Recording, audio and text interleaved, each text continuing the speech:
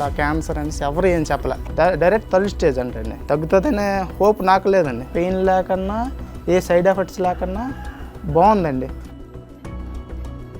నా పేరు బెల్దిరెడ్డి సత్యనారాయణ అండి. ఇలా క్యాన్సర్ అనేసి ఎవరు ఏం చెప్పలే. ఓ 15 రోజుల తర్వాత బయాప్సీ వచ్చిందండి. బయాప్సీ రిపోర్ట్స్ వచ్చిన తర్వాత వాళ్ళు ఎంత చెప్పని రిపోర్ట్ చూస్తే నాకు తెలుస్తుంది కదండి.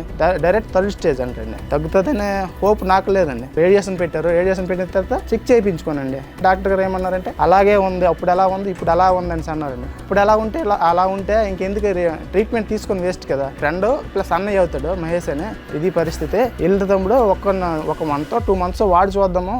వాడాక 1 monthలో కొద్దిగా ఆవేశం తగ్గింది, పెయిన్ బాగా తగ్గిందండి. ఒక 1 monthలో బాగా తగ్గింది. 6 నెలలు వాడిన తర్వాత రిపోర్ట్ తీయమ్మ ఎంతవరకు తగ్గింది చూడంటే 45-47 ఉండేది ఎమ్మమ్మ. అలా అక్కడి నుంచి 18కి వచ్చిందండి సెప్టెంబర్లో. ఇది వాడినప్పటి నుంచి ఫిట్స్ కాదు కదా, ఏం లేదు అసలు. పెయిన్ లేకన్నా ఏ సైడ్ ఎఫెక్ట్స్ లేకన్నా బాగుందండి.